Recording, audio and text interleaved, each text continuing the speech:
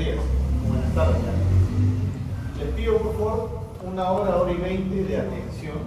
Voy a tratar de enseñarles las cosas más útiles para su especialidad o para su carrera como médico general.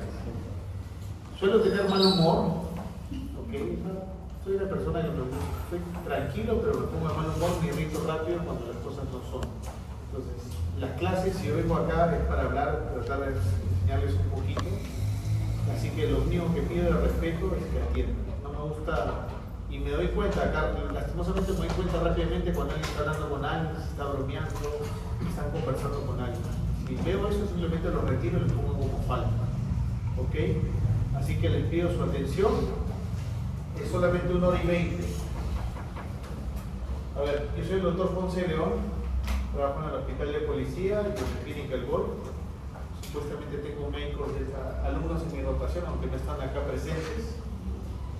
Yo les voy a dictar lo que es el curso de Semiología 3. Ábrete esa puerta. El curso de Semiología 3 que involucra lo que es miembro inferior. ¿Ok? Oye, estoy empezando la charla y van a empezar a jugar. Todos mirando al frente, no tienen nada que conversar uno con el otro. Ni estoy empezando, ya les dije y están empezando. Voy a hablarles sobre semiología del miembro inferior, que su título es Semiología 3.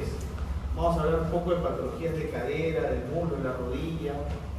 Vamos a darles algunos, qué tan diferente es nuestro examen físico como especialista en traumatología versus otras especialidades, ¿no? Nosotros hacemos un examen físico dirigido al aparato locomotor, básicamente.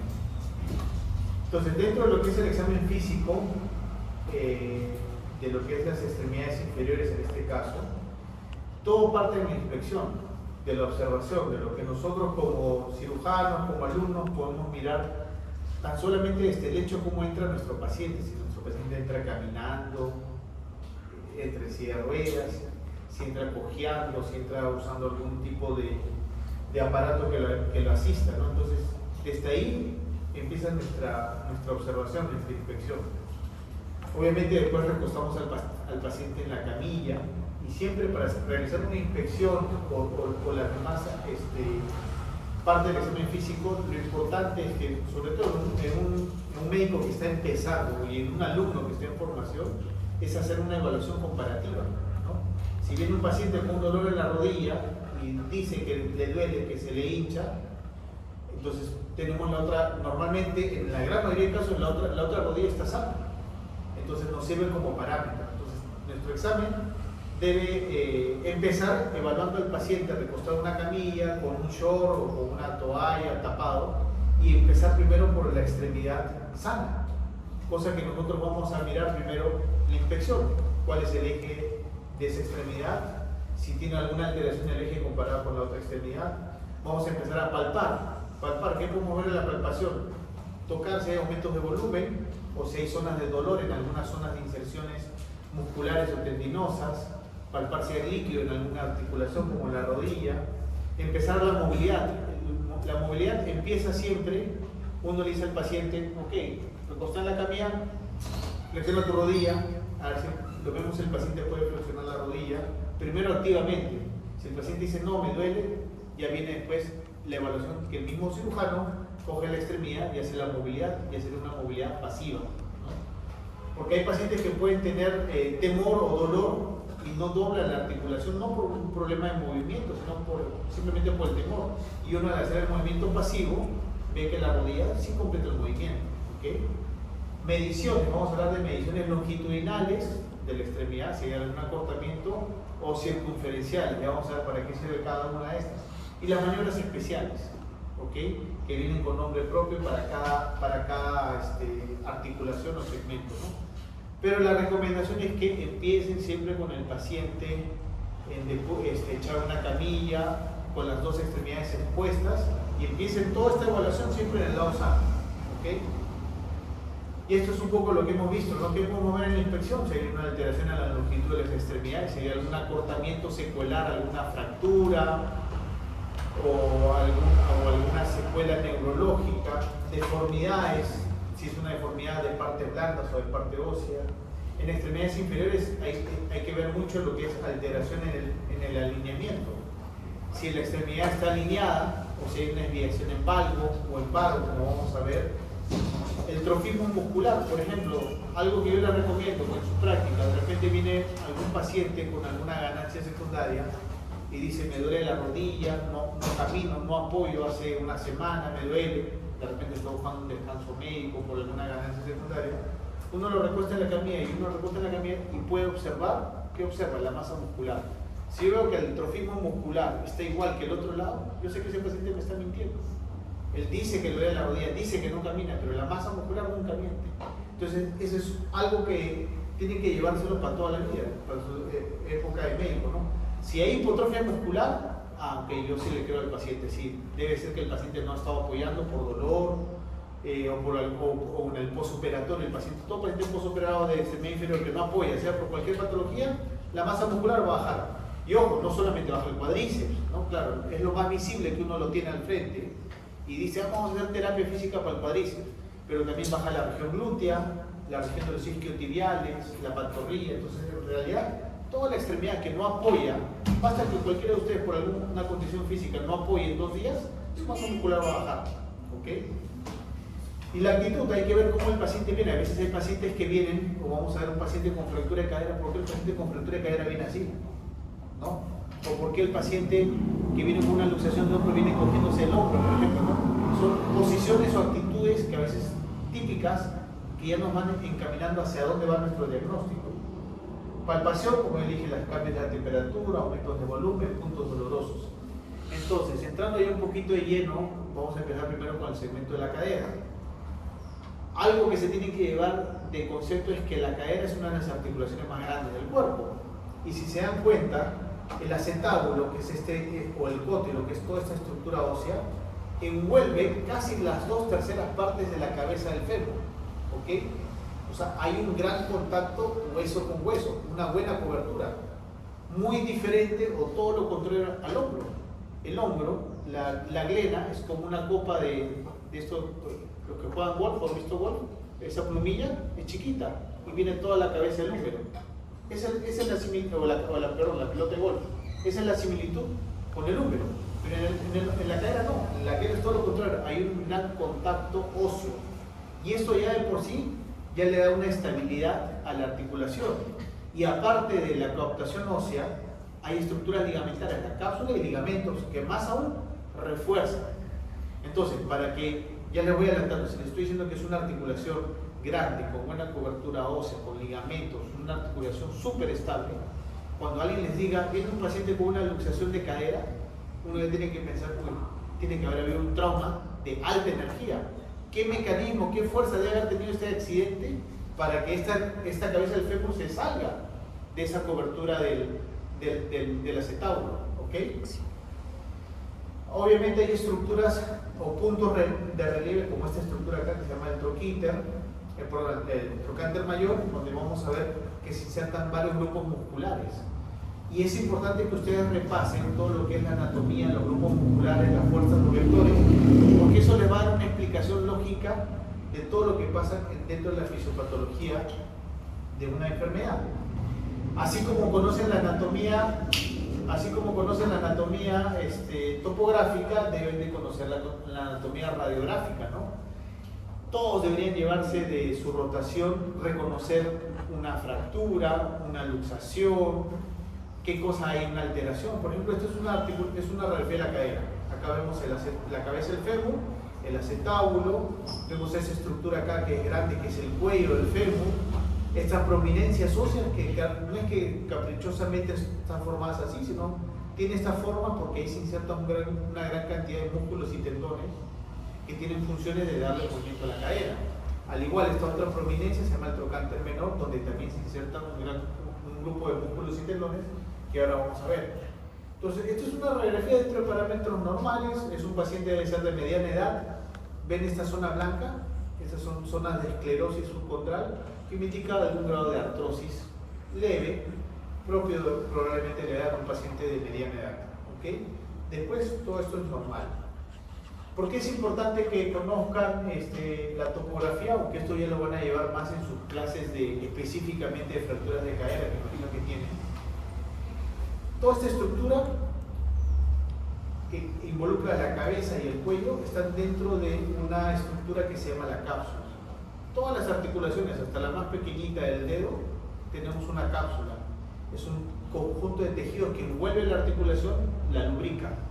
La lubrica y también le da estabilidad porque hay ligamentos, ¿no? Entonces, en el caso de la cadera, la cápsula está a este nivel, y esta es la cabeza y este es el cuello.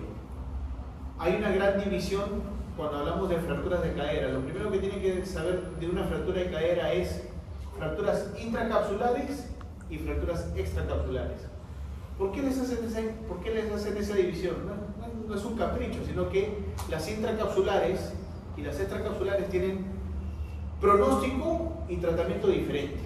A grosso modo, todo lo que está dentro de la cápsula, que es cabeza y cuello, en el escenario de una fractura, no solamente se va a romper el hueso, sino se van a dañar todo el sistema de irrigación. La irrigación en la cadera es ascendente, no es de arriba para abajo. Entonces, ¿qué quiere decir? Si yo tengo una fractura a nivel del cuello, se van a amputar los vasos que llegan hasta la cabeza. ¿Y qué le va a pasar a la cabeza? Se queda sin irrigación. ¿Eso cómo se llama? Necrosis vascular. Necrosis vascular no es infección, no es un tema de gangrena, como a veces lo dicen. Ojo, por eso se lo van a decir los pacientes. Simplemente la cabeza comienza a recibir irrigación, y ¿qué comienza a pasar con la cabeza? Comienza a reabsorberse, a deformarse, a colapsarse, y a veces en algunos casos se resuelve por completo, pero no hay infección. Pero obviamente, si la cabeza del fémur era completamente convexa, lisa, para articularse con el acetábulo, era para tener un gran movimiento sin dolor. Y ahora que se va la necrosis y comienza a deformar, ya la estructura no es lisa, no es convexa, entonces comienza a generar bloqueos y dolor en la cadera, ¿no? Entonces, cuando hablan de un paciente con fractura de cadera intracapsular, sinónimo de necrosis vascular, y ese paciente normalmente, si es un adulto mayor, va para un tratamiento de una prótesis, un reemplazo articular, que ya en su clase ya verán si es parcial o total, dependiendo del nivel de actividad del paciente, si van a usar cemento o no van a usar cemento. Eso ya es tema de su clase a profundidad de fracturas de cadera, ¿okay? En cambio, las fracturas extracapsulares, que están por fuera de la cápsula, están acá las fracturas del área trocantérica, que es toda esta área roja. Cuando hay una fractura de este nivel, el paciente no suele tener problemas de necrosis vascular. El problema acá es que los músculos comienzan a traccionar para un lado y para otro, y entonces la fractura se desplaza, y acá lo único que tenemos que hacer el cirujano es estabilizar, poner la fractura nuevamente en su lugar, fijarla adecuadamente para que la propia naturaleza del cuerpo lo cure. Nosotros como cirujanos no desaparecemos la fractura. Yo lo que puedo hacer es poner el hueso roto, ponerlo en su lugar, en la posición anatómica, para que el propio organismo, su propia vascularidad, haga que el hueso cicatrice, que el hueso cure, ¿okay? Entonces, esa es la función del cirujano, no desaparecemos la fractura. Que pase por allá. Entonces, las fracturas extracapsulares no tienen problema de vascularidad, entonces ahí lo que suelen hacer es osteosíntesis. ¿Y por qué les hago este preámbulo? Porque justo estas fracturas del área trocantérica son las más comunes, son las más frecuentes. ¿En qué escenario se presentan? Para empezar, tenemos que ver el paciente. El paciente suele ser un paciente adulto mayor. Si es un paciente adulto mayor, suele tener problemas de osteoporosis, ¿no? Y si es mujer, más aún, más que el hombre. ¿Cómo suele ser el escenario de la fractura, de la caída, del accidente? Suele ser intradomiciliar, en casa.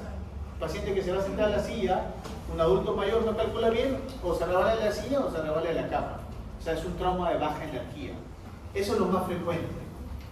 Y tan solamente con ese impacto de su propia altura hacia el suelo, al tener un hueso osteoporótico, se fractura.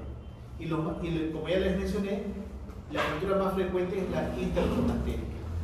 Luego ya ustedes tendrán en su clase de fracturas y les dirán si es una fractura intertrocantérica estable o inestable, y dependiendo si es estable o inestable, le indicarán qué tipo de sistema de fijación van a utilizar para fijar la fractura. Eso no es mi charla a profundidad. Pero ¿cómo viene el paciente a la emergencia? Normalmente el paciente, casi en el 100% de los casos, va a venir echado a una camilla, ¿no? Pero alguna vez yo he visto a algún paciente en silla de ruedas, que entra en su silla de ruedas con su fractura y tolera el dolor, pero eso ya sale fuera de lo normal. Pero normalmente el paciente viene echado a una camilla con un dolor increíble, traído por los familiares, traído por los bomberos. La historia de la familia: se cayó en la casa, lo encontramos en el suelo, creo que se cayó en la cama, creo que se cayó en el sillón. Eso no suele ser un accidente de tránsito, porque es un trauma de baja energía, ¿ok? ¿Y cómo viene el paciente? Si se dan cuenta, acá van a ver que la extremidad comprometida, o la fractura, en este caso del lado derecho, está acortada. Si yo mido desde el talón del lado derecho hacia el talón del lado izquierdo, hay una diferencia notable. Uno lo ve y está cortado 2, 3, 4 centímetros. Evidente. ¿Qué otra cosa ven? El pie. Si uno está recostado en la camilla, suele tu pie, el pulgar del primer dedo mirar hacia el techo. Pero el del lado afectado, ¿cómo está? Está en rotación externa. Ahora, eso no es porque el paciente se sienta más cómodo o porque se le ve más bonito estar así, sino eso tiene una explicación. Ahora lo vamos a ver. Lo que quiero que graben es que esto es como se presenta un paciente con fractura de cadera. O sea, ustedes siendo alumnos ven un paciente que lo trae la ambulancia, se cayó en la casa y ven que está cortado en rotación externa o con la pierna un poco abierta, que se llama la posición impúdica, ya tienen casi el diagnóstico de una fractura de cadera. Y por estadística pueden decir que probablemente sea una intertrocantérica, que es la más común, la más frecuente. Obviamente la única forma de que confirmen va a ser con una radiografía. Y la radiografía es rápida, ¿no? La toman la radiografía y ven fractura de cadera, ¿ok? Entonces, estos son lo que normalmente viene como el paciente: acortamiento, flexión de la rodilla y rotación externa de la extremidad. Ahora, ¿por qué? ¿Por qué el acortamiento? ¿Por qué la rotación externa? ¿Por qué no un alargamiento? ¿Por qué no una rotación externa? Es por esto: una vez que se produce la fractura, que se pierden las fuerzas de compensación musculares, cada músculo y cada tendón tracciona en su eje para su lado. Entonces, este músculo, que es el psoas, junto con el hueso y con el músculo ilíaco, forman un solo tendón conjunto que se insertan en el trocánter menor, ¿ok? Ellos van a encargarse de la tracción, parte del acortamiento. Estos otros músculos aductores que se insertan sobre todo la cara medial de la parte proximal y media del fémur, también van a jalarse a su lado, también van a contribuir al acortamiento. ¿Y por qué hay rotación externa? Porque hay un grupo musculares, entre ellos el obturador interno, el gémino superior, el inferior, el cuadrado femoral, el piramidal. Todos los que vienen de la región lateral, de la región posterior, son rotores externos de la cadera. Todos ellos son rotores externos de la cadera. Y como se insertan en el trocánter mayor, hacen que la cadera simplemente rote. Entonces, esta es la explicación de por qué se produce la rotación externa, ¿okay? Repasen cuáles son los músculos encargados de la rotación externa de la cadera, porque les pueden preguntar una pregunta de examen sobre eso. Otro escenario completamente diferente es hablar de un paciente con luxación de la cadera. Cuando hablamos de luxación, ya hablamos de cosas mayores. Para que alguien se le luxe la cadera, le dije que tenía que ser un trauma de alta energía.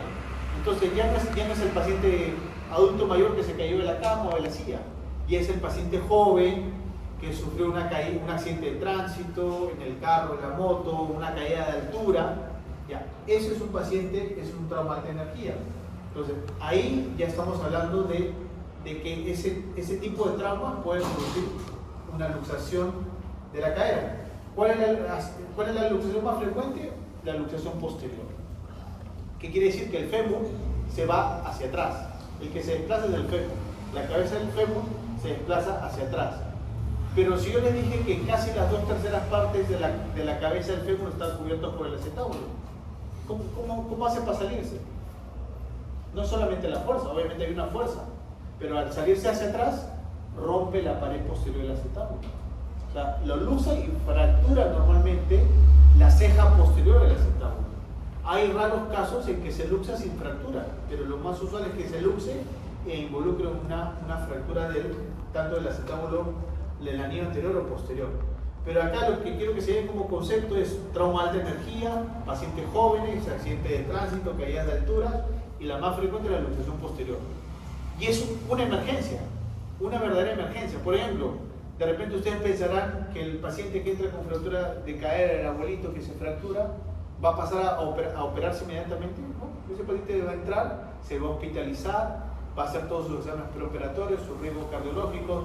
Como es un adulto mayor, de repente pasar riesgos de depósito de sangre, y el paciente tranquilamente puede operarse entre las 48 horas o una semana, dependiendo de las comorbilidades o dependiendo de la disponibilidad de turno. O sea, la fractura dentro de todo puede esperar, ¿no?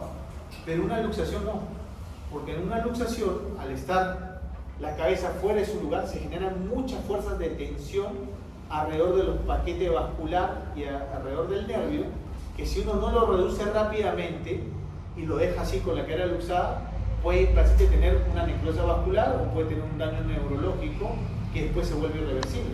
Entonces, las luxaciones sí suelen ser una emergencia. Si yo recibo una luxación, yo sé que a este paciente le tengo que hacer su preoperatorio y estoy llamando al anestesiólogo diciendo que tengo una luxación, y mi meta es que entre antes de las 6 horas, si es que no es antes. Y si en algunos casos lo puedo reducir en el tópico, con un poco de sedación, colaboración del paciente, quizás hasta lo voy a intentar, porque sé que hasta pedir sala, haga su preoperatorio y suba a sala va a tomar unas horas. Entonces, hablando con el paciente, si el paciente lo tolera, puedo hacer un intento y reducirlo en tópico de emergencia. ¿Okay? Entonces, las luxaciones sí son emergencias y sí tienen que ser reducidas rápidamente. La más frecuente, la posterior. Y la posición del paciente es completamente diferente a la fractura. Habíamos dicho que la fractura era la posición impúdica, venía el paciente así. En cambio, en una luxación posterior, el paciente viene así. ¿Entienden? Hay flexión de la cadera, hay una aducción, hay una rotación interna y hay un acortamiento. A todo esto se le dice la posición pública. ¿Okay? ¿Hay luxaciones anteriores? Sí, pero mucho menos frecuentes. Ahora, yo les dije que dentro del examen físico había la inspección, ¿no? Después había la palpación, que era tocar.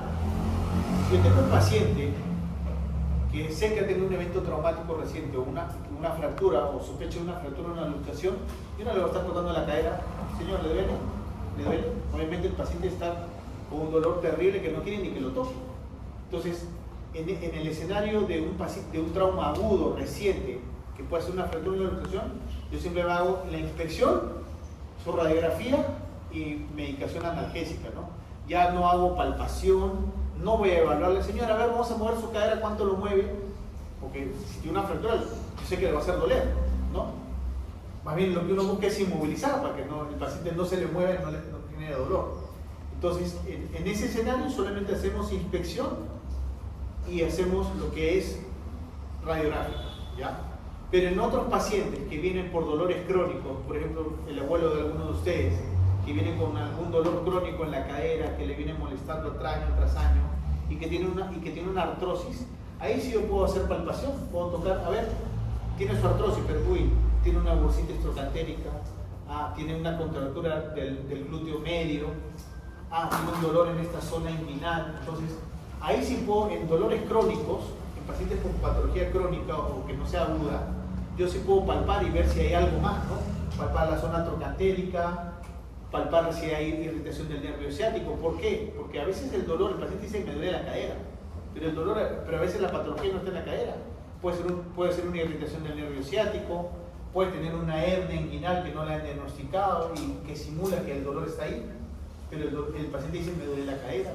Y uno a veces entran a observar, no ve otras cosas y el dolor viene de otra fuente. ¿Okay? La movilidad, como ya les he dicho, hay dos tipos de movilidad, la pasiva y la movilidad activa, ¿no? La movilidad pasiva es la cuando yo movilizo al paciente y la activa es cuando tú le pides al paciente que lo haga. En líneas generales deberían aprender un poco cuáles son los rangos de movimientos normales de cada articulación, ¿no? Si hablamos de cadera, toda evaluación de cadera se hace con el paciente en decúbito dorsal, el paciente tiene que estar relajado y yo le hago estas maniobras, ¿no? Si quiero ver cuánto flexiona mi cadera, tengo que tener al paciente recostado, decirle que doble la rodilla y que trate de llevar el muslo hacia el tórax. Esto me da un ángulo. Este es el ángulo de flexión de la cadera, que suele ser 120 grados. Ahora, esto puede variar de un paciente a otro, ¿no? No es que sea 120 todos, hay pacientes que pueden ser más flexibles, otros que son más rígidos, De repente si es un paciente que tiene una artrosis severa en la rodilla en la cadera derecha, pero la izquierda la tiene bien, entonces yo quiero decir cuánto es lo normal para este paciente. Entonces evalúo primero su cadera izquierda, ya, 110 grados, ok. Eso es lo normal para este paciente. Vamos a evaluar su otra cadera, 30 grados, 40 grados. Entonces yo apunto en mi historia clínica. Lado izquierdo, 110, lo normal para él. 30 grados en la cadera derecha. Entonces ya estoy dejando una constatación en mi historia clínica que ese paciente tiene una gran limitación a la flexión, probablemente producto de la artrosis. Igual, si yo quiero evaluar lo que es la abducción y la aducción, la abducción quiere decir, si yo paso una línea media por la cadera y llevo mi extremidad que voy a examinar hacia el lado contralateral, eso es aducción.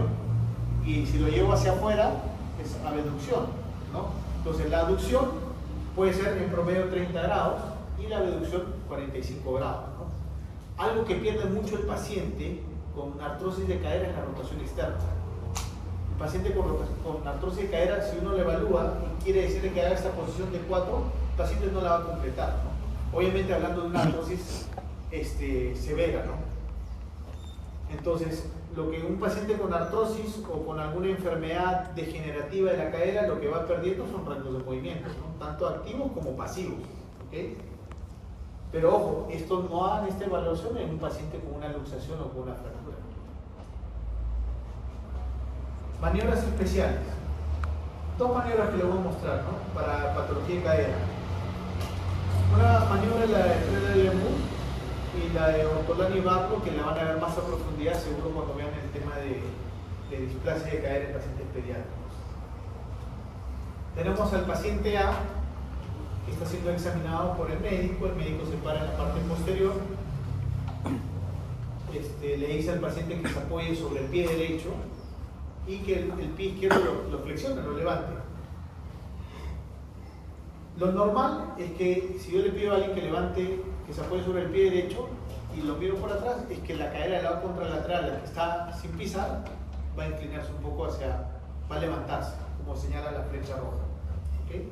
Y lo patológico es esto, que yo le hago que se pare sobre el pie derecho y más bien la cadera contralateral cae, ¿no?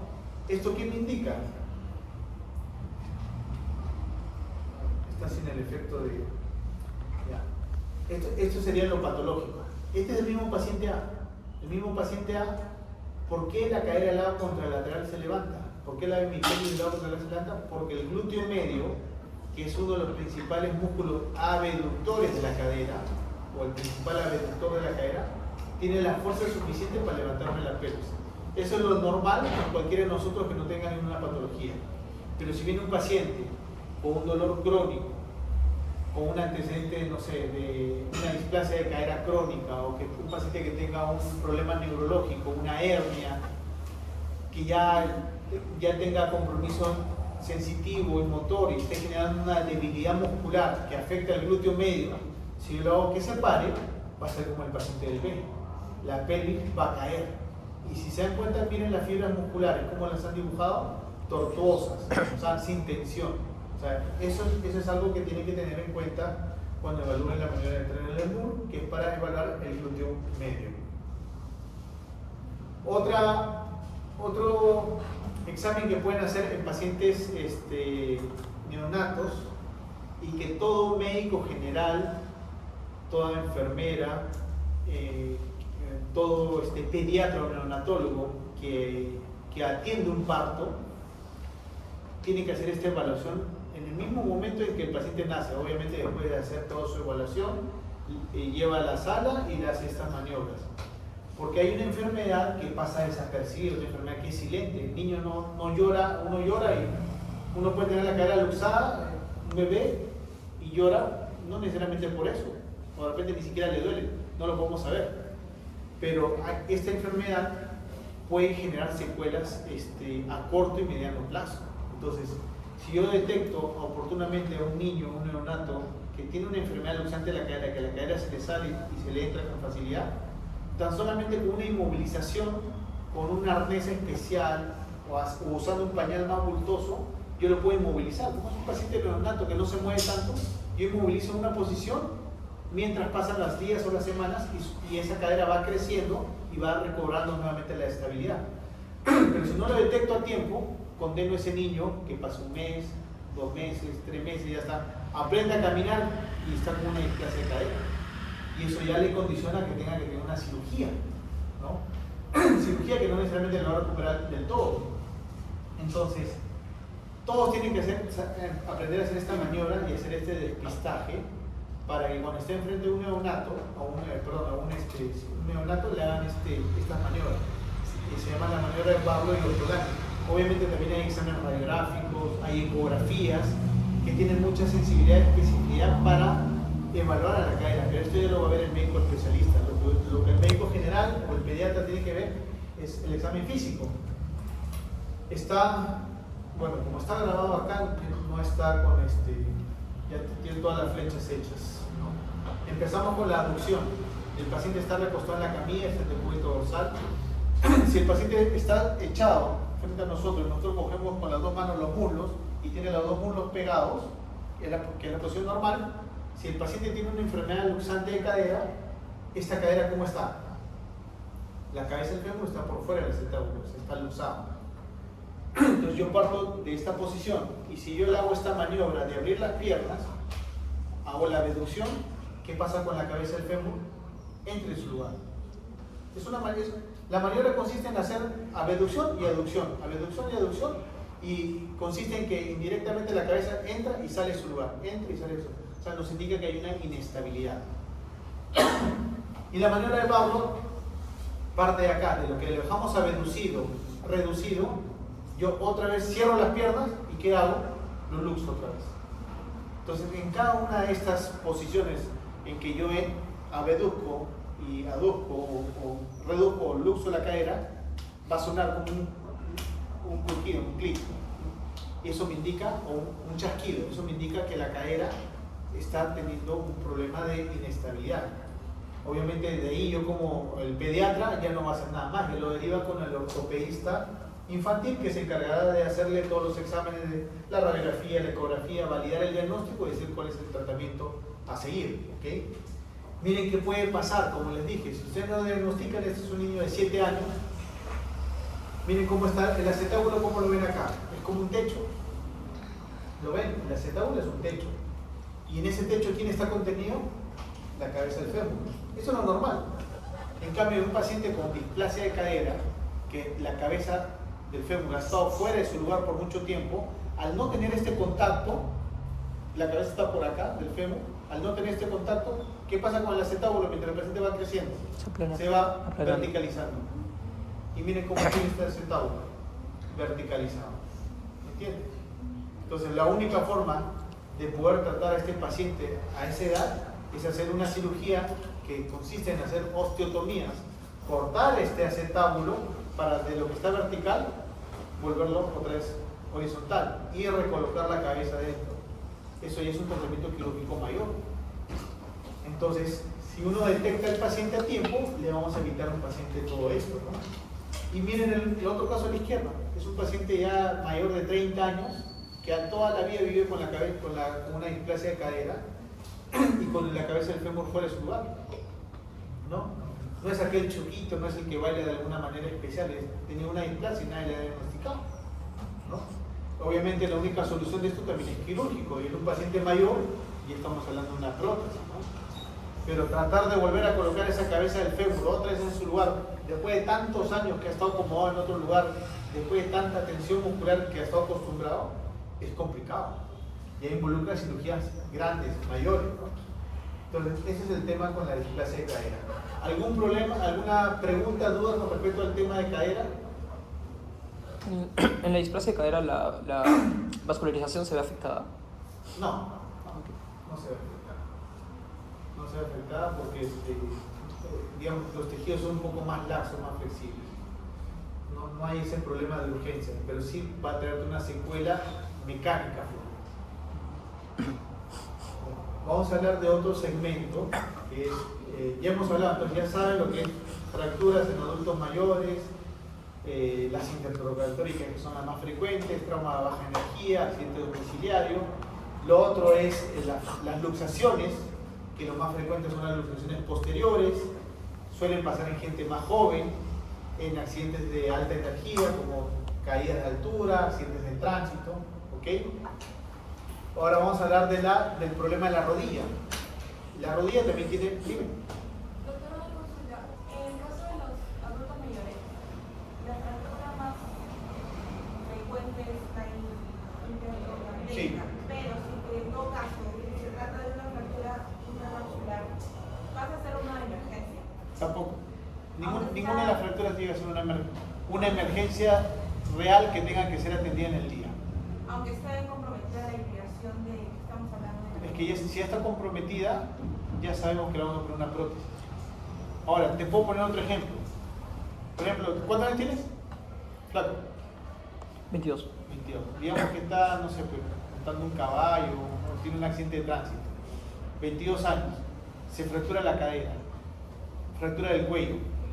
¿No? ¿Riesgo de necrosis vascular alto o no? ¿Qué le vamos a colocar? ¿Qué se hace con los pacientes que no van a perder irrigación de la cabeza? Artroplastía. ¿Ah? Artroplastía. Artroplastía. ¿Te imaginas tú a tu edad con una prótesis? No. Ya, entonces, ahí también lo que le he dicho no es todo a rajatabla. Si viene un paciente joven, ¿no? Joven, digamos, menos de 40, 50 años, ¿no? Porque esto es más frecuente en adultos mayores, ¿no? Un paciente joven que tiene una fractura con un riesgo de necrosis vascular, ¿no? Y que quizás tiene una fractura no muy desplazada o levemente desplazada, ahí sí es una emergencia. ¿Sabes por qué? Porque yo le digo al paciente, mira, tienes una fractura, esto se tiene que operar antes de las 12 horas idealmente para disminuir el riesgo, no eliminarlo, disminuir el riesgo de una necrosis vascular. O sea, yo le digo al paciente, no, lo vamos a jugar juntos, ¿qué vamos a hacer? Vamos a entrar a sala operacional rápido, vamos a fijar la fractura, vamos a fijarla bien, porque tienes una fractura con un riesgo muy alto de necrosis vascular. Pero tienes que firmar acá dentro del consentimiento que tú sabes el riesgo, que esto puede, con los meses o los años, desarrollar una necrosis vascular y llegar a una prótesis más adelante. O puedes tener un chance de que en tu caso no se vaya la necrosis. Entonces, si el paciente acepta eso, lo ideal es hacer una osteosíntesis. Es un paciente joven. Pero si es un paciente ya arriba de los 60 años, ya o mayor, ya directo le damos una prótesis. ¿Me entiendes? ¿Ya? Nosotros, yo trabajo en el hospital de policía, a veces tenemos agentes policiales que vienen con fracturas de cadera, caída de caballo, etc. Tanto así, y tenemos que entrar rápido a operarlos porque les damos el chance de salvarle la articulación. Porque por hablar de una prótesis quiere decir que ciertas limitaciones físicas, funcionales, y sobre todo que la prótesis no dura toda la vida. Normalmente a los 10, 12, 15 años y empiezan a aflojarse y empieza a producir dolor. ¿Qué quiere decir? Tengo que cambiarla. Y cambiarla, a veces no solamente sale la prótesis, acá está la prótesis, dame otra. No, sale la prótesis y a veces pierde hueso. Entonces ya se colocan prótesis de revisión. Entonces ya nos vamos a complicar. Imagínate, ¿cuántos recambios tendríamos? ¿Y eso preguntarlo? Sí, doctor, en el caso de displasia de cadera, ¿es importante ver los pliegues? Es uno de los parámetros para ver. Es uno de los parámetros para ver los pliegues, sí. Pero eso lo van a ver en su charla. O sea, ya no se utiliza tanto. Bueno, yo no soy ortopedista infantil, no veo pacientes pediátricos, pero hasta donde sé, ya no es un parámetro tampoco absoluto el tema de los pliegues. Es más la sensibilidad al examen físico. Pero eso va a depender de lo que le digan en su clase. Ahora, tienes la ventaja de que puedes tomar radiografía para ver la posición de la cadera, y ahora lo que más utilizan los ortopedistas infantiles es la ecografía. La ecografía se ha convertido para nosotros los traumatólogos, que no usamos estetoscopio obviamente, nuestro estetoscopio. Entonces usamos mucho ecografía para ver reparaciones de tendones, inflamaciones, desgarros musculares. Entonces, nuestro estetoscopio es la ecografía. Y ahora se está utilizando mucho eso para evaluar, a ver, y ellos pueden ver si la cadera entra o sale. Es mucho más exacto que hacer la maniobra, ¿no? Porque entonces la maniobra no ves, simplemente sientes un clic y no estás tan seguro de qué está pasando. Pero lo haces con la ecografía, oye, ahí se ve clarito la cabeza, algo entra y sale. ¿Entiendes? ¿Ya? Vamos a hablar de patología de rodilla. La rodilla también tiene un grupo de pacientes que son traumáticos y otro grupo de pacientes que son degenerativos, la artrosis, ¿no? Por ejemplo, si ven este paciente que está parado, ¿qué diferencia ven en la inspección? Obviamente tiene un aumento de volumen, ¿no? Una deformidad en la rodilla derecha, y lo más probable es que esa deformidad sea una deformidad blanda, y esa deformidad blanda sea por líquido. Nosotros dentro de la rodilla tenemos bolsas. Una de esas bolsas se llama la bursa suprapatelar, que está por encima de la patela, que son dos bolsitas o dos capas que están pegadas. Pero cuando hay algún trauma, alguna irritación y hay una sobreproducción de líquido, esto se distiende y se llena esa bolsa y genera esa deformidad, ¿no? Entonces yo digo, este paciente lo palpo acá, derrame articular. No sé qué tendrá, no sé si es líquido, si es sangre o si es pus, es un tema infeccioso, ¿no? Si no estoy muy seguro, no es tan evidente lo que veo como en este paciente, y quiero ver si hay líquido dentro de la articulación, hago esta maniobra que se llama el signo del témpano. El paciente recostó en la camilla, con una mano sobre el borde superior de la rótula, con la otra mano sobre el borde inferior de la rótula, y como que hago esto, ordeño, y con mi pulgar o con mi índice palpo la rótula. La rótula, si hay líquido, la rótula está flotando como un témpano de hielo, por eso le dice el signo del témpano. Entonces, si hay líquido, la rótula, que normalmente está pegada en la tróclea del fémur, si hay líquido, la rótula está así, está ahí flotando en el líquido. Entonces, si yo lo aprieto, la rótula va a chocar y yo siento como la rótula golpea con el hueso. Saco mi dedo y la rótula se vuelve a levantar, ¿no? Eso es para los casos menos evidentes, ¿ok? Obviamente también puedo hacerle una ecografía y decir, acá hay líquido, y puedo decir hasta cuánto volumen de líquido, ¿no? Entonces, ¿cómo quiere que estaría el paciente del lado derecho? ¿Estaría con dolor o sin dolor? Estaría con un dolor terrible. Si alguno de ustedes les ha tocado tener un derrame articular en la rodilla, eso que el paciente tiene dolor, y obviamente yo no voy a decir, ay, ¿te duele? ¿Palpa? A ver, movilidad pasiva activa. No lo voy a hacer porque el paciente ya sé que tiene dolor. El paciente más bien le coloco una almohada debajo de la rodilla, lo pongo en una posición que se sienta con menos dolor, y digo, bueno, tienes un derrame articular. ¿Qué te pasó? ¿Fue traumático? ¿Fue de días que se te acumuló así? Pero lo primero que tengo que hacer es evacuar ese líquido. Porque si yo le pongo loco, el analgésico que le coloque, no le va a calmar el dolor. O va a demorar en hacer efecto, pero tú le metes una aguja, lo aspiras y el paciente, doctor, gracias, me duele. Ya no me duele. Inmediatamente. Eso se llama artrocentesis. Y no es solamente para rodillas. La artrocentesis, que es punzar o ingresar a una cavidad, una articulación con una aguja y sacar el exceso de líquido, eso se llama artrocentesis. Se puede hacer en cualquier articulación. Una de las más comunes es la cadera. La rodilla. Es mucho más fácil hacer en la rodilla, que es superficial, que hacerlo en la cadera, que tiene mayor cobertura muscular, ¿no? Entonces, ese paciente, yo le hago una artrocentesis. Obviamente tengo que desinfectar la zona. No es que lo pinche donde yo quiera, sino hay zonas donde hay parámetros donde uno coloca la aguja y sabe que va a atravesar tejido capsular sin dañar otras estructuras más que la cápsula y la piel. Entonces, introduce la aguja y espinas. Esto se llama la artrocentesis, tiene varias funciones. Número uno, me permite ver el líquido. Miren el líquido, ¿cómo lo ven ahí? ¿Es sangre? Entonces yo veo, no es sangre. ¿Es pus? No, no es pus. Entonces yo digo, un líquido articular un poquito turbio, inflamatorio, ¿no? Algún tipo de artritis o simplemente alguna patología que de todo. Pero voy haciendo mi descarte y además ese líquido lo puedo mandar a estudiar. Si sospecho que este paciente tiene una enfermedad inflamatoria, una enfermedad por depósito de cristales, lo mando bioquímico y que me diga si qué cristales hay o qué cosa está haciendo que el líquido vuelva a crecer tanto. Si lo veo un poco turbio o achocolatado, digo que es secreción purulenta, lo mando a estudiar para que me digan qué germen es, que me den el antivirograma, cuál es el antibiótico específico para este germen, y yo pueda darle el antibiótico adecuado en el caso de una artritis séptica, ¿no? O si solamente es un líquido inflamatorio, simplemente yo en el hecho de evacuarlo ya le estoy calmando el dolor al paciente, pero puedo mandar a estudiar este líquido. Otra cosa que tenemos que hacer es la inspección, también les había dicho, y uno puede evaluar la extremidad inferior y debe evaluar la extremidad inferior tanto con el paciente echado como con el paciente parado. Eso uno se recuesta y no parece que el paciente tuviera mayor alineamiento. Después lo paras y el paciente está así. ¿Me entiendes? Una desviación en valgo. Miren esa paciente, es una paciente joven. Tú le dices al paciente, párate y que la cara interna de tus dos rodillas apenas se toquen. Esa es la forma de ver el eje. Y miren cómo está ahí.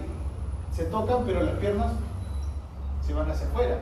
Eso se llama genu valgo. Cuando la distancia entre el maléolo interno de un lado y el otro, cuando uno se para, es más de 5 o 6 centímetros, más de 6 centímetros, uno dice es un valgo, genu valgo. Todos nosotros acá tenemos una desviación en valgo en nuestra extremidad. No es completamente recta. Tenemos un leve valgo, pues, alrededor de los 6 grados. Las mujeres quizás 8 grados de valgo. Ya lo que sobrepasa eso ya es algo patológico, ¿no?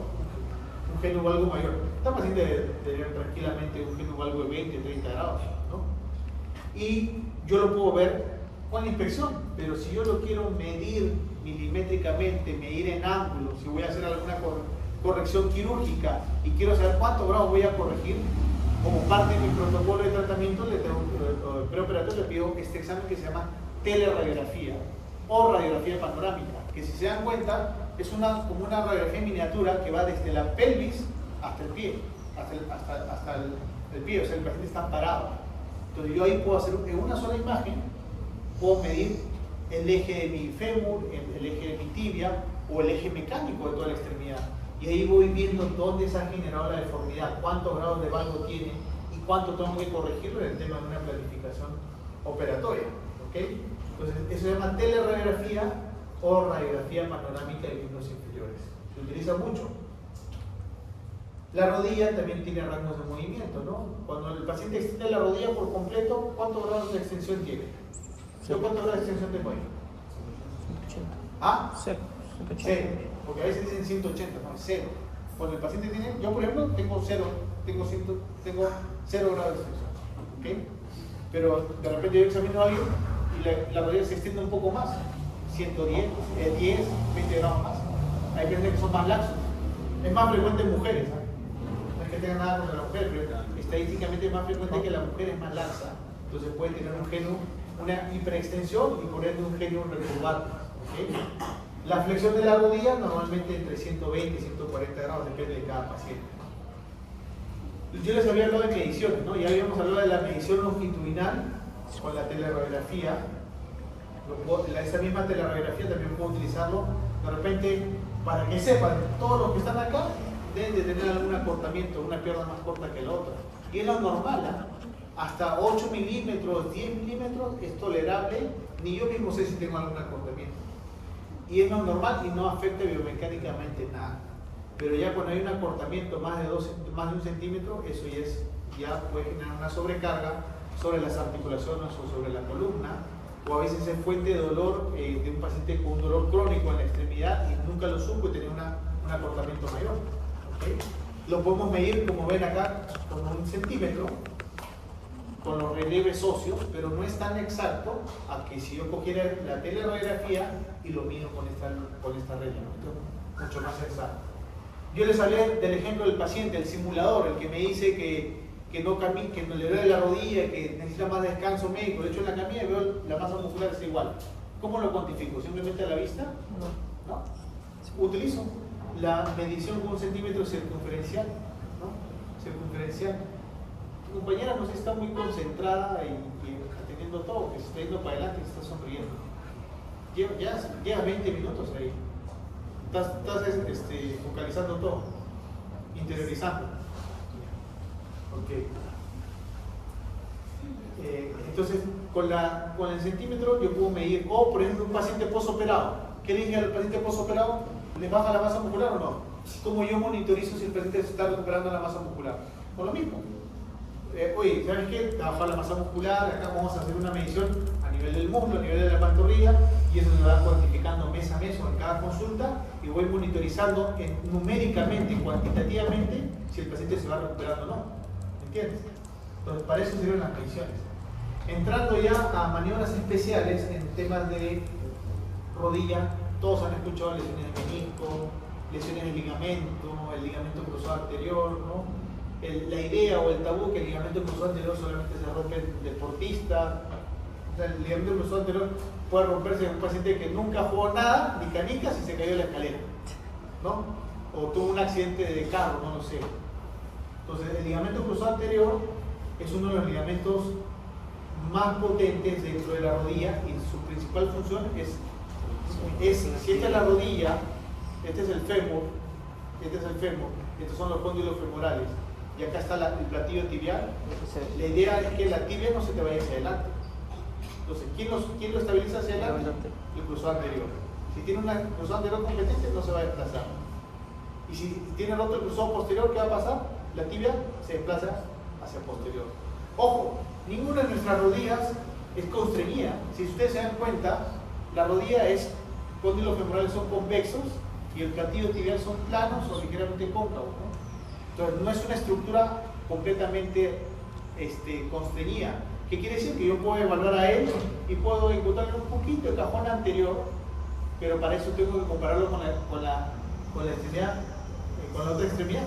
Si yo veo que tiene un desplazamiento de 3 milímetros o una cruz, yo digo, a ver, vamos a ver, ahora voy a examinar la otra rodilla que está afectada. Es lo mismo, no hay ilusión. Pero hay gente que a veces va y evalúa de frente la rodilla afectada o la que el paciente viene por afectada y le hace la maniobra, sí, hoy está roto, vamos a hacerte una cirugía, acá. Doctor, ¿me puede ver la otra rodilla? Sí, a ver. Está igualito. ¿Qué le dice al paciente? Oye, disculpe, No era. creo que las dos los tiene roto. No creo, ¿no? Sino, hay pacientes que son laxos. Entonces, primero hay que evaluar la rodilla del lado sano. ¿Ya? Obviamente ya, yo les digo eso porque hay médicos a veces que lastimosamente ya por el apuro, por el tiempo, ni siquiera examinan, muéstrame tu resonancia, ni siquiera ven las imágenes, ven el informe, está roto tu ligamento, ya está roto, vamos a operar, ¿no? Pero se supone que ustedes que dan información, tienen que evaluar el paciente, evaluar primero el lado sano, el lado afectado. Entonces, normalmente si un paciente viene con una rotura del cruzado anterior, ¿cómo va a venir la rodilla? Digamos, tú haciendo deporte, te torciste la rodilla, ¿cómo va a venir tu rodilla? ¿Cómo es normalmente el escenario de un paciente que se rompe el ligamento cruzado anterior? No, tú puedes ir caminando. El paciente viene adolorido, pero viene con la rodilla hinchada. Y tú le dices, ¿a qué hora fue tu accidente? Son las 11 de la mañana. ¿A qué hora fue tu accidente? A las 10. Y está a las 11 en la clínica, 1 hora, y la rodilla está así. ¿Qué pasó ahí? ¿Qué tipo de líquido vamos a encontrar ahí? Sí, no, inflamatorio. Hemartrosis. ¿No? Sangre. Hemartrosis. ¿El líquido sinovial? No. El líquido sinovial se produce gota a gota por la membrana sinovial, eso demora días en llenarse una rodilla. Pero si tú te rompes el ligamento cruzado anterior y rompes la arteria del ligamento cruzado anterior, que es lo que normalmente pasa, va a haber un sangrado, ¿no? Y ese sangrado, en 1 hora tu rodilla puede estar bastante edematizada, ¿no? Con un témpano positivo, y eso es sangre. Entonces, si yo le voy a hacer su artrocentesis, yo ya antes de hacer la artrocentesis ya sé que va a salir sangre. No es porque sea malo, sino porque ya tengo la lógica, ¿no? Si en 1 hora se me ha puesto así, hasta en un evento traumático, y saco el líquido y es sangre, esto es una hemartrosis. Y en mi mente yo digo, ¿cuáles son las 3 causas, las 3 patologías más frecuentes de hemartrosis en la rodilla?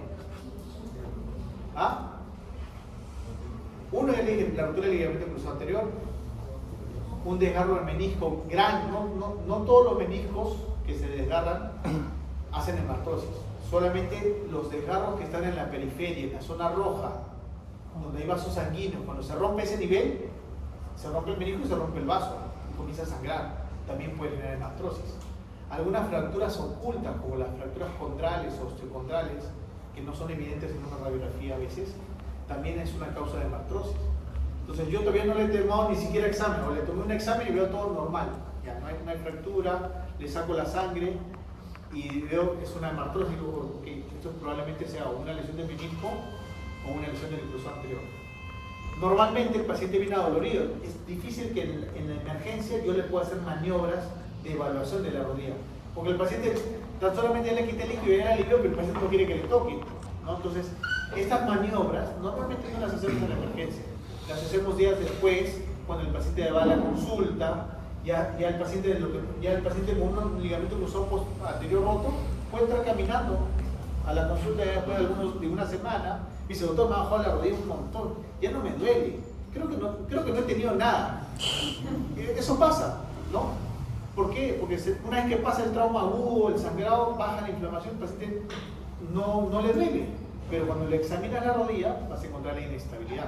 O cuando el paciente va a hacer algún tipo de deporte, algún movimiento, va a sentir que algo le falsea en la rodilla y siente temor, algo no está bien, se me está moviendo más de lo normal la rodilla.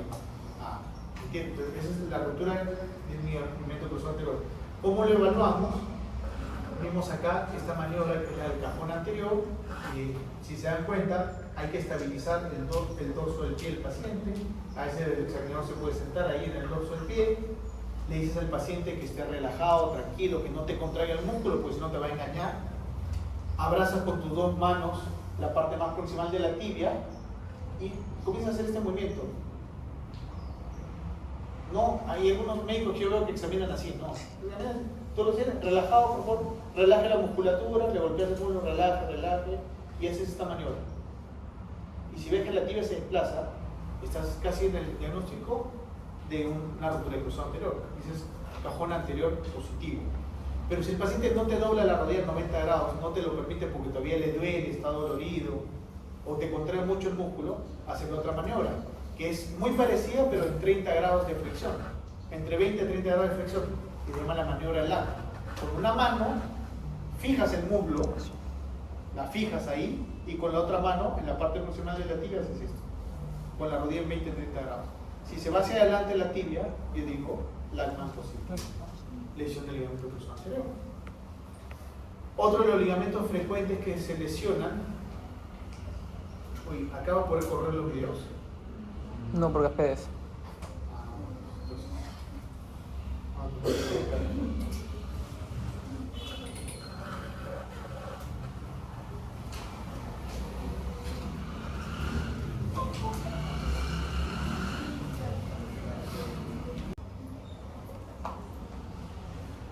¿Cuál es el ligamento que más frecuentemente se lesiona en la rodilla? Lateral. ¿Colateral cuál? Lateral. Medial. Ok. Colateral medial. El de acá. Párate un ratito. No. Por ejemplo, él está haciendo una práctica deportiva o está caminando y le golpea el carro y él está ahí apoyado y algo le golpea por acá. ¿Qué pasa con tu rodilla? Tu pie está apoyado. Palanquea. ¿Cuál es la estructura que se pone en tensión? La parte medial. Ese ligamento colateral interno se puede romper. ¿Y si es tan fuerte el mecanismo, qué va a pasar? ¿Qué pasa con el otro lado contra el lateral? Esto golpea con esto. El cóndilo femoral externo golpea con el platiología externo. O sea, el mismo mecanismo de lesión con un trauma en la parte lateral que me lleva a un valgo forzado, si es leve me puede romper el ligamento colateral interno. Pero si el mecanismo continúa y es fuerte, aparte de romperme el colateral interno, puede romper el ligamento cruzado anterior, posterior, y me puede producir una fractura en la parte lateral de la rodilla. ¿Me entienden? O sea, no son lesiones, a veces no hay lesiones aisladas, no son lesiones multiligamentarias o incluyen lesión ligamentaria más fractura, dependiendo la fuerza del impacto, la calidad de los tejidos. Entonces, por ejemplo, este paciente, miren esa rodilla, gran aumento de volumen, hemartrosis evidente, le hacen la maniobra de estrés en valgo. La maniobra de estrés en valgo, ¿cómo es? Le colocan una mano en la parte lateral del muslo, en este caso el muslo izquierdo, y con la otra mano tratan de llevar la tibia hacia afuera, simular el golpe que le ha hecho él, ¿no? Y miren cómo se abre la rodilla. Una cosa es que se te abra, lo normal es que se te abra así 10, 15 grados, ya está roto el ligamento. Pero si yo le hago a un paciente y se abre así, casi 45 grados, y digo, este paciente no se rompió. Sí, se rompió el ligamento colateral interno, se rompió la cápsula, el oblicuo posterior, se rompió los dos cruzados. O sea, es una lesión multiligamentaria, ¿no? No es solamente aisladamente un ligamento. O sea, es para que vean cómo puede llegar a ser de magnitud una lesión. La misma maniobra, pero en el lado contralateral, el estrés en varo. El estrés en varo, miren cómo se abre el espacio. Se dan cuenta que es la parte lateral porque es el peroné. Entonces, este es el compartimento externo, cóndilo femoral externo y platillo tibial externo. Para que la rodilla se vaya en varo, que es mucho menos frecuente el trauma, miren cómo se abre el espacio acá. Entonces, acá debe haber también una lesión ligamentaria en la parte lateral. Y si se dan cuenta, eso es una radiografía en estrés. ¿Qué quiere decir en estrés? El paciente va a tomarse su radiografía, el médico se coloca los guantes de plomo y simula la lesión y genera el desplazamiento, la abertura, y ahí en esa posición le toman la radiografía. el paciente tiene que colaborar un poco, ¿no? Ya, vamos a ver algunos videos. Esa es la maniobra de evaluación de los ligamentos cruzados. Miren cómo el paciente el examinador se sienta sobre el torso del pie. La rodilla tiene que estar en 90 grados, la cadera de flexión de 45 grados, el paciente tiene que estar relajado, no tiene que haber contractura muscular del cuádriceps, tiene que estar relajado. Miren con las dos manos cómo abraza y tracciona hacia adelante. Eso es lo normal, puede haber un poco de laxitud hacia adelante, ¿ok? Ahora hace la maniobra de cajón posterior, empuja hacia atrás, tampoco, todo eso es normal, ¿ok? Por eso puede haber pequeños desplazamientos de entre 1 y 3 milímetros y eso es lo normal, ¿ok? Ahora vamos a ver algunas maniobras entre lo que es primero lo normal y después lo patológico, ¿ya? La prueba de cajón anterior, lo normal.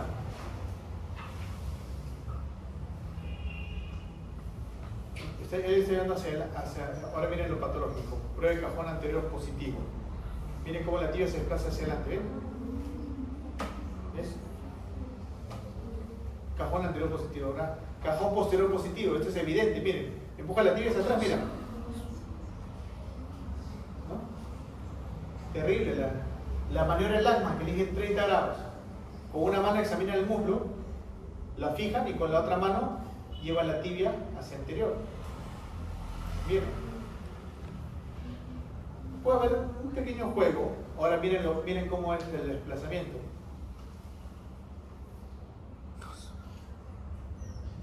¿Se dan cuenta? Evidente. Pero la diferencia entre estos es que el primer paciente estaba despierto y el segundo paciente estaba bajo efectos de anestesia. ¿Ya? Entonces es más fácil hacer la maniobra y más sensible y más específica. ¿Ven? Pivot Ship es otra maniobra que... ¿De dónde viene? ¿Toyique? ¿De Toyique? Pivot Ship es una maniobra que se utiliza de inestabilidad anterior y rotacional a la vez. Esto no es para ustedes, es un tema más de especialidad, pero miren cómo la rodilla se desplaza hacia adelante. ¿No? Eso me indica que el paciente tiene inestabilidad anterior, pero también tiene una inestabilidad rotacional. Estrés en válvula para evaluar el ligamento colateral interno. No está relajado. En este caso, el examinador, miren, no está poniendo la mano como un tope. ¿Qué está poniendo? Pierna. Su muslo, su pierna como un tope. ¿Okay? Está sobre la parte lateral del muslo derecho. Miren cómo con los dedos de la mano lo coloca en la línea articular de la parte interna, porque quiere evaluar la apertura o no de la parte interna, y con la otra mano lleva la pierna hacia afuera, simulando el valgo. ¿Okay? Todos tenemos un poquito de valgo. Si yo tengo una maniobra activa o cualquiera, va a tener esto, porque la rodilla tiene un pequeño juego. La cosa es diferente cuando uno siente que se abre mucho más. Por eso es que tiene que ser comparativo. Entonces ahí está haciendo la maniobra, eso es lo normal. Ahora lo patológico. Miren cómo sale la rodilla. Sale mucho más, ¿no? Igual, él coloca los dedos de la mano para cuantificar qué tanto se abre este espacio. Si se dan cuenta, el paciente tiene una zona equimótica en la parte interna. Es un trauma relativamente reciente, ¿ok? Es el estrés en válvula.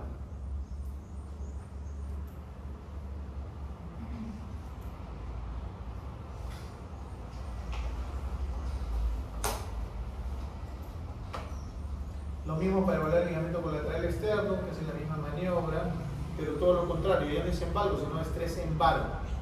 Con su mano está poniendo el tope sobre la parte interna, ¿no? Y lleva la pierna hacia la parte interna, miren. ¿Okay? Meniscos, todos tenemos dos meniscos. Algo que la gente o los médicos que no son especialistas dicen, ay, menos mal que me rompí el menisco y no mi ligamento. Una lesión de menisco puede ser más destructiva que una lesión ligamentaria. Hay que tenerle más respeto a una lesión de menisco. Obviamente a una lesión de menisco compleja, ¿no? Hay desgarros de menisco que a la gente ni se opera y no pasa nada, les duele, les molesta, van a su artrosis lenta y como que lo toleran, dependiendo si no son tan activos. Pero si cualquiera de ustedes tuviera una lesión que se llama de tipo radial o una ruptura en Ace-Baldi y no le hacen nada, a los pocos meses o al año están con una artrosis. Y ya eso es irreversible. Y el menisco no importa, ya tienes una artrosis, ya tu rodilla ya no tiene marcha atrás. Esos son los diferentes tipos de desgarros, desde los más simples, como es la ruptura vertical, como este de acá en asa de balde o doble asa de balde. Y hay otro que no figura acá, que es el desgarro radial, que se rompe de un extremo a otro. Es como que el menisco se separa en dos. Ese es el más severo para mí. El más severo y el técnicamente más demandante para repararlo. Existe un montón de maniobras. Normalmente nosotros hacemos 2, 3 maniobras y si es positivo, yo tengo que confirmarlo. ¿Con qué examen lo confirmo? Con una resonancia. ¿Okay? Estas son las maniobras. Les voy a explicar acá la maniobra de McMurray, que es la más frecuente que se usa. El paciente también está en decúbito dorsal, relajado. Miren el examinador cómo flexiona la rodilla. Acá hay un gesto que está haciendo que es importante. El paciente tiene que colaborar y suavemente flexionar la rodilla. Miren, con la mano derecha está haciendo una rotación interna de la pierna. Miren, está rotando la pierna. Si yo roto mi pierna, ¿a dónde apunta mi talón? Hacia afuera. Está evaluando el menisco externo, es para que sepan. Cuando yo hago la maniobra acá y hago rotación interna, mi talón apunta hacia afuera, menisco externo. Está evaluando el menisco externo. Entonces, va a ver si el paciente tiene dolor en esta zona. Va a poner los dedos acá, va a ver si hay un chasquido o si hay un resalte o el paciente tiene dolor. Miren. Entonces, pasa de la flexión y de la rotación interna, pone su dedo sobre la parte externa del pie, de la rodilla, perdón, y de la flexión comienza a realizar la extensión. Miren, ¿ven? Miren dónde está su dedo en el compartimento externo, y de la flexión comienza a realizar la extensión.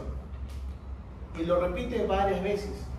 Si en una de esas, y todavía yo trato de darle un poquito en valgo encima, como para apretar la parte externa, para pinzar el menisco. Si está lesionado, el paciente va a tener dolor. ¿Ok? Esa es la maniobra de McMurray para el menisco externo.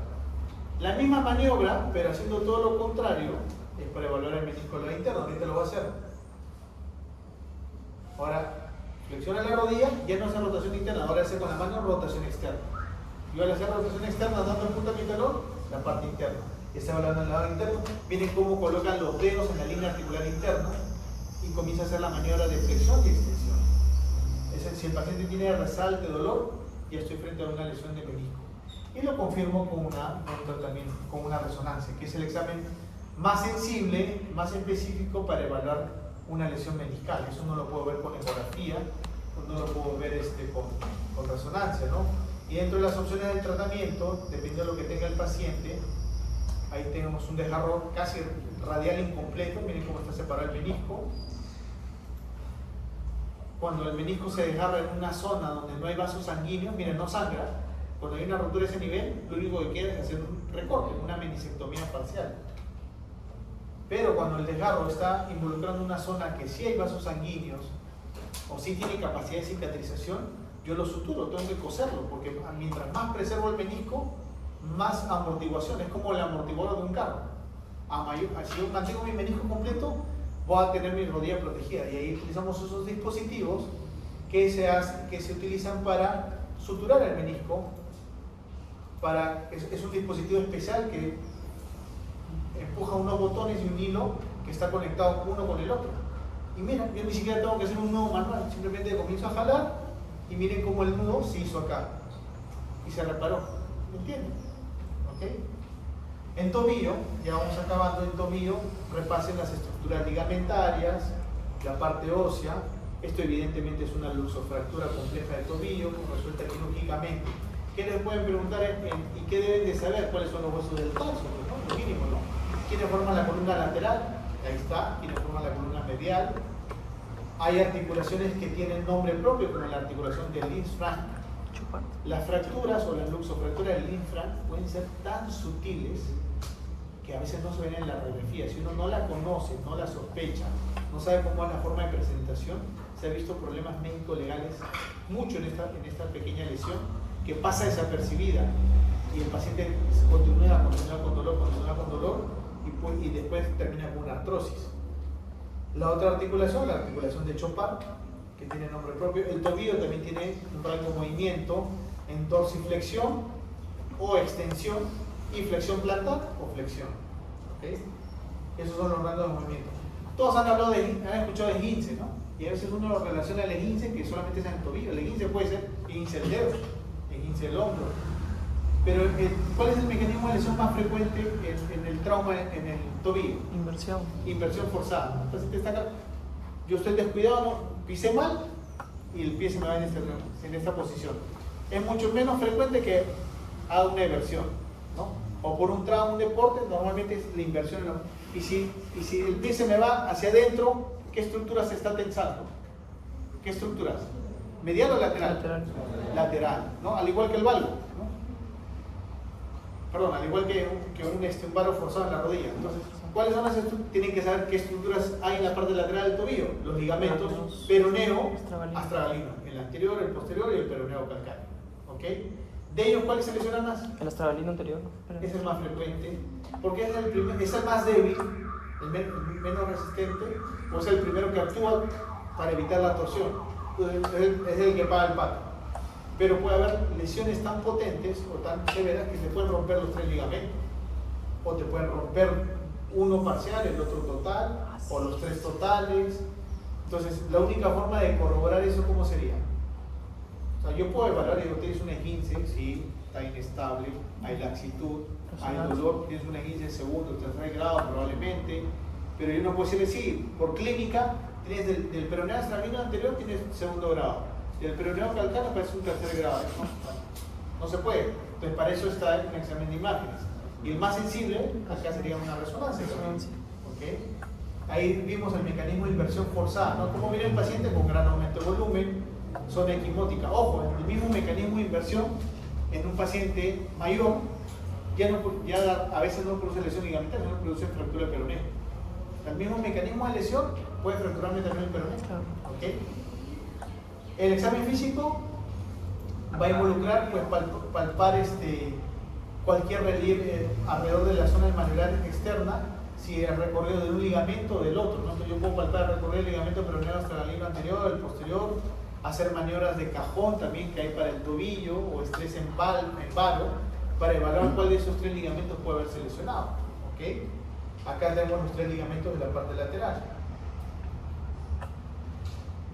Yo puedo tomar una radiografía, siempre se debe tomar una radiografía porque es rápida, inmediata y además es la única forma que me diga que no hay fractura. Porque si yo sé que el mismo mecanismo de inversión, como el paciente anterior, como este paciente, puede ser un esguince como puede ser una fractura. La única forma de corroborarlo, una radiografía, inmediatamente.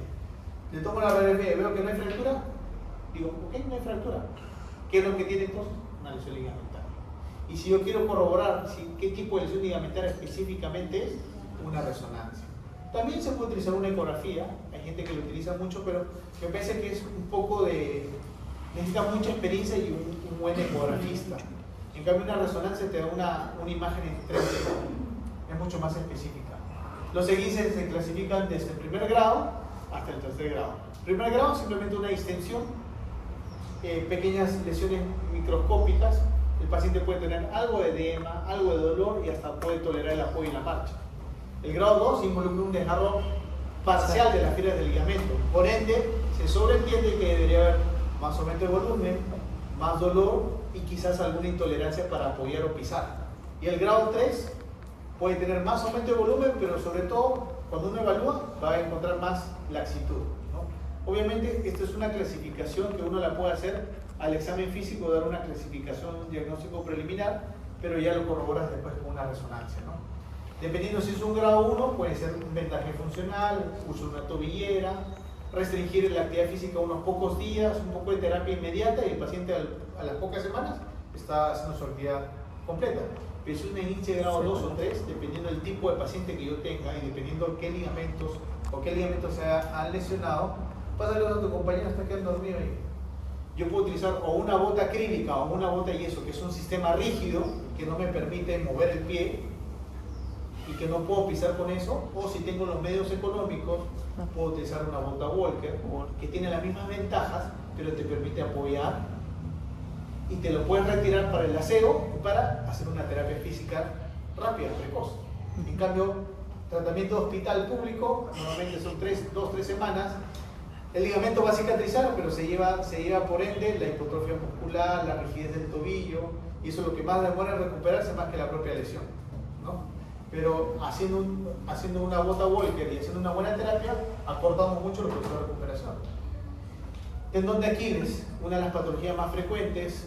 Yo estoy ya dentro de ese grupo etario de riesgo, pacientes entre los 40 y los 50, que de un momento a otro están haciendo una actividad deportiva, sienten que alguien lo fauleó, alguien me pateó, van a golpear a ver quién lo ha golpeado, o sintió que alguien le tiró una piedra y ya no puede caminar y no ve a nadie. ¿Qué ha pasado? O sienten como un latigazo, ruptura de tendón de Aquiles. Y si el paciente viene a la emergencia y uno lo recuesta boca abajo, miren cómo es el tendón normal. Todos se palpan, todos tenemos una cuerda, ¿no? Es una cuerda del tendón. Y se nota, estéticamente se nota. Pero cuando el paciente viene con una ruptura de tendón de Aquiles, miren cómo está, el tobillo está ensanchado. Visualmente ya no se ve la cuerda, ya no la puedes palpar. Hay edema, hay equimosis, ¿no? Ya no puedo palpar la cuerda del tendón. Si lo recuesto, si lo echo boca abajo y lo miro de costado al paciente, puedo ver quizás en algunos casos este signo, el signo del hiato, que el tendón está así y se ve un declive, que es la zona donde está la ruptura, ¿no? Le puedo hacer esta maniobra. ¿Quiénes forman el tendón de Aquiles? Los dos gastrocnemios, el sóleo, ¿no? Y el sóleo. Todos ellos forman un solo tendón, que es el tendón de Aquiles, que se inserta en el calcáneo. ¿Esos son músculos flexores o extensores? flexores. Flexores. Así que yo lo puedo parar de puntas y que mi pie haga esto, ¿no? Entonces, si le hago esta maniobra de compresión en un paciente de boca abajo y aprieto los gemelos, si está sano, ¿qué va a pasar con la planta del pie? Yo le aprieto al músculo y el pie va a hacer esto, ¿no? La flexión plantar, miren, esto es lo normal. Esto es lo normal. Háganle la misma maniobra a alguien con un tendón de Aquiles roto, miren, le aprietan y no flexiona el pie. Porque como no hay continuidad del músculo con el tendón que está roto, el tendón no va a hacer esto sobre el pie. Entonces se llama la maniobra de Thompson. Cuando el paciente no puede flexionar el pie, se llama maniobra de Thompson presente. No es ausente, es presente. No es positivo, es presente e indica que está roto el tendón de Aquiles. Porque no hay continuidad del aparato flexor. Y obviamente el tendón de Aquiles es parte del aparato flexor. Ahora, normalmente se rompe el tendón de Aquiles a 4 o 5 centímetros de su unión con el calcáneo, su unión ósea. ¿Por qué específicamente es la zona más frecuente? Menos irrigación. ¿Es la zona más débil? ¿Es la zona donde hay menos fibras? Menos- ¿O es la zona donde hay menos irrigación? Mire, es una Menos zona irrigación. casi avascular, no hay vasos sanguíneos. Entonces, con el tiempo, con el paso de los años, ese tendón comienza a producir fenómenos degenerativos, se vuelve más fibroso, menos resistente, menos elástico y puede romperse más fácil ese nivel. Y como es una estructura bastante superficial, relativamente simple, tubular, el examen que más se utiliza para eso es la ecografía. Como está simplemente por debajo de la piel, mire, una buena ecografía como me identifica los dos cabos del tendón roto. El tipo de reparación lo voy a hacer sea con la estructura de McGriffin, técnica Dressen, Bars, que son nombres propios para reparaciones. Lo que usted tiene que llevarse como concepto es que una reparación de tendón de Aquiles puede ser percutánea, o sea, sin hacer un corte completo de la piel, sin exponer todo el tendón, simplemente con agujitas o con incisiones pequeñas lo puedo reparar, ¿ok? Eso se llama mínimamente invasiva. O si el cirujano no tiene la experiencia, o si es una ruptura muy grande o de mucho tiempo, con mucha retracción, tengo que hacer una reparación abierta. Y miren cómo está el extremo de un tendón y el otro. Y esto no es, el tendón de Aquiles, alguien no lo colocó así con una tijera o con un bisturí para que salgan los dos extremos bonitos, eso se desgarra así. Se desgarra así. O sea, es bastante friable el tejido, miren, bastante friable, ¿no? Y hacemos estos puntos de sutura continuo, tipo Krakow o tipo Bunel, para ir cosiendo el tendón afectado y nos vamos subiendo los puntos hasta donde encuentro un tendón sano y de ahí voy bajando, tanto de un extremo como en el otro. Miren cómo pasé las suturas en un extremo del tendón y el otro extremo del tendón. Y después anudo O sea, la tensión va a estar en la sutura, ¿no? Y utilizamos obviamente, idealmente, suturas de alta resistencia y suturas que no se reabsorben. ¿Ok? Listo, hasta acá va a ser la clase, chicos. No sé si hay alguna pregunta, duda. Semiológicamente, si un paciente viene con una historia o un relato cronológico de que ha caído con el pie en inversión, ¿qué otro dato semiológico me haría diferenciar entre una fractura de Jones y un ligamento de peroneo La astral? sensibilidad de la palpación. Si tú ves que le falta, como el peroné es superficial, y tú le faltas el peroné, le duele, dirías que estás ante una fractura de peroné. Si no le duele el peroné, pero le duele alrededor de la zona y dices, vamos a probar una 15. Pero si le palpas la base del quinto metatarsiano, le duele más la planta del pie, estás ante una fractura de Jones. Y también es el mismo mecanismo de lesión. Claro, se pie invertido. Para una fractura de peroné o para una lesión y ahí lo único que te va a descartar es la radiografía. Radiografía. Ya. Ok. Pasa listo.